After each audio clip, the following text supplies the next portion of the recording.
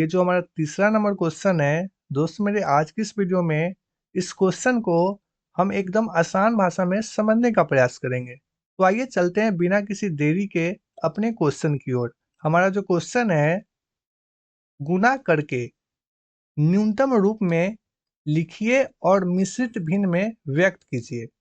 सबसे पहले आपको गुना करना है यानी कि मल्टीप्लाई करना है, उसके बाद आपको मिश्रित भिन्न में व्यक्त करना है। तो आइए सबसे पहले इसको मल्टीप्लाई करते हैं। इसके बटा में कुछ न तो एक, और ऊपर वाले का गुना ऊपर वाले के साथ यानी 7 या 21, और 5 गुने 1 यानी कि 5। ठीक है। उसके बाद ऊपर वाले में नीचे वाले से भाग करेंगे यानी 5 चौका 20, और हमारा शेषफल कितना आएगा? तो हमारा शेषफल आएगा 1। ठीक है।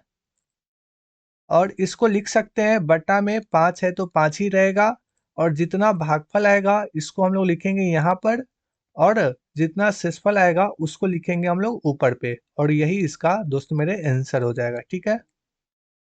सबसे पहले मल्टीप्लाई करेंगे और इसको मिश्रित भिन्न में लिखने के लिए भाग करेंगे। ठीक है।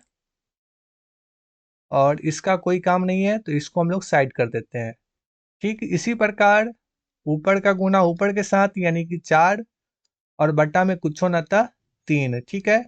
इसको जब भाग करेंगे तो दोस्त मेरे हमको प्राप्त होगा भागफल 1, और यहाँ पर 3 और शेषफल 1, यानी इसको लिख सकते हैं 1, और ऊपर में शेषफल 1 और बटा में 3 है तो 3, यानी इसको इस तरीके से लिख सकते हैं, और ये हमारा आंसर। ठीक है। इसका कोई काम नहीं है तो इसको हम लोग साइड कर देंगे। और ठीक इसी प्रकार इसको लिख सकते हैं हम लोग 12 और बटा में 7, और जब इसको दोस्त मेरे भाग करेंगे तो ये प्राप्त होगा, एक बार में लगेगा, और हमारा शेषफल जो आएगा वो 5 आएगा, और बटा में 7 है तो 7, और यही दोस्त मेरे इसका आंसर हो जाएगा। ठीक है। और जब इसका गुना करेंगे तो 5 दूना 10 और बटा में 9 प्राप्त होगा, और जब इसका भाग करेंगे तो हमारा भागफल 1 और हमारा शेषफल 1, और बटा में 9 है तो 9, और यही इसका आंसर हो जाएगा। ठीक है। और ठीक इसी प्रकार जब इसका गुना करेंगे तो 8 और बटा में 3 है तो 3। ठीक है। और जब भाग करेंगे तो भागफल हमारा 2 आएगा, और शेषफल हमारा 2 आएगा। ठीक है। और बटा में 3 है तो 3, और यही दोस्त मेरे इसका आंसर हो जाएगा, ये वाला इसका आंसर। ठीक है। और ठीक इसी प्रकार जब इसका गुना करेंगे तो 6 बचे 30 और बटा में 2 है तो 2, और दोस्त मेरे ये हमारा कट जाएगा। कितना बार में कटेगा? 15 बार में, और यही दोस्त इसका आंसर हो जाएगा। ठीक है। और जब इसका हम गुना करेंगे तो आएगा 44 और बटा में 7, और जब इसको भाग करेंगे तो हमारा भागफल आएगा 6 यानी 7 छक 42, और शेषफल आएगा 2, और बटा में 7 है तो 7, और यही इसका दोस्त मेरे आंसर हो जाएगा। ठीक है।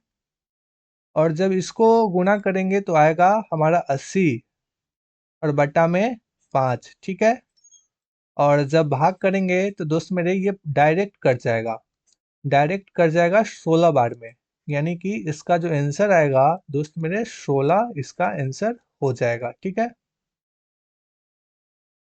जब इसका गुना करेंगे तो दोस्त मेरे 13 और बटा में 3, और जब इसको भाग करेंगे तो हमारा भागफल आएगा 4, और हमारा शेषफल आएगा 1, और बटा में 3 है तो 3, और यही इसका आंसर।